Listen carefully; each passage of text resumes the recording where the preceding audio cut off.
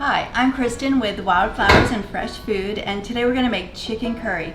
My friends that have been to Thailand tell me that this is as authentic of a flavor as they've ever had, and we just absolutely love it.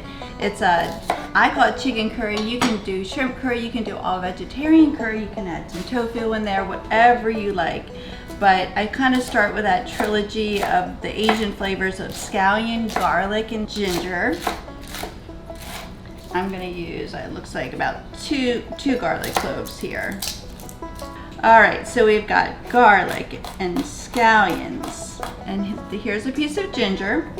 I'm going to do about an inch or so, and I'm just going to take off that outer part. There's a lot of different ways to do ginger. You can grate it, you can chop it up into little bits, you can do it into matchstick. I'm gonna just chop it up into little bits. All right, so I'm just gonna cut up this ginger into little itty bitty pieces, because getting a big piece of ginger in your bite isn't always the best in the mouth. Okay, a little bit of olive oil in the pot. Our scallions, ginger, and garlic go right in. I'm going to put in some chicken today, so if you are someone that eats meat, then chicken's the way to go. We always are careful about our cutting boards with chicken, so I'm going to use a plastic board that I can easily put in the dishwasher after. So I'm just going to cut it up almost bite-sized pieces. But these flavors get going a little bit. Give them a minute or two. You don't want to rush them. So I'm going to go ahead and give the chicken a little bit of time to cook in with those seasonings. You can really use just about anything that you like in this. Okay, so I've gotten to the point where a couple of our favorite things are a blend of exotic mushrooms. You can use any mushroom, it doesn't matter, but this is a really cool blend of different types, and I love that. I'm going to put in some snow peas. And the only thing that we need to do with the snow peas, there's going to be a little string, and so it'll just kind of do it itself. But we do want to pull those out, and so sometimes I'll do that while the chicken's cooking. And these seem to be sort of like baby ones, so it's very delicate. On a maybe a little bit older one, the string is a little bit more obvious.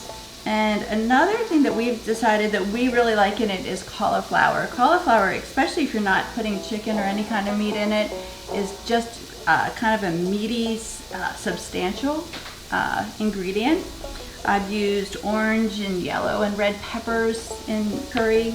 Pretty much anything that you've got around that you want to use is great. I'm just gonna kind of cut off some of these. They can be really whatever size you want. If you like things itty bitty, cut them up that way. I tend to leave things a little bit bigger. I'm gonna take these beautiful mushrooms. I'm gonna run a little knife cut through them just so that they're a little bit smaller for cooking.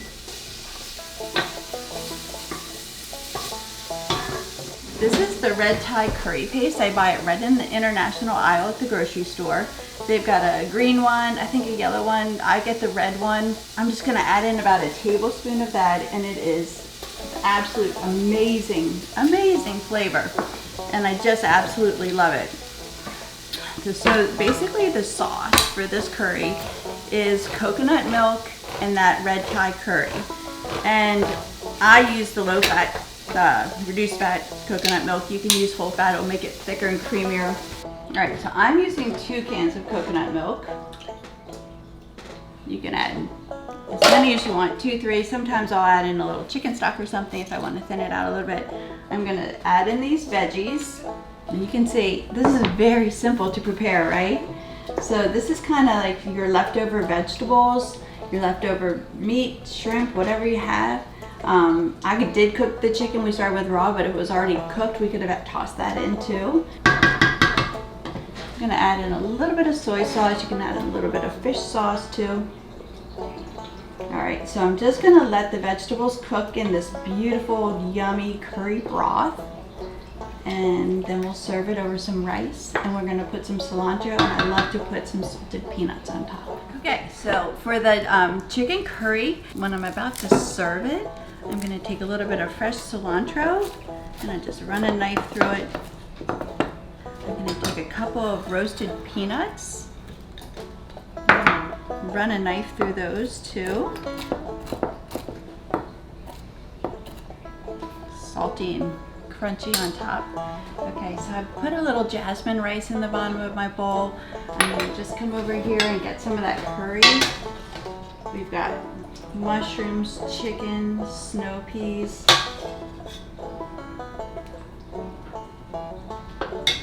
And then I'm gonna just go ahead and I'm gonna sprinkle a little bit of the cilantro and the peanuts on top. I wish you could smell it. It smells amazing. It tastes amazing.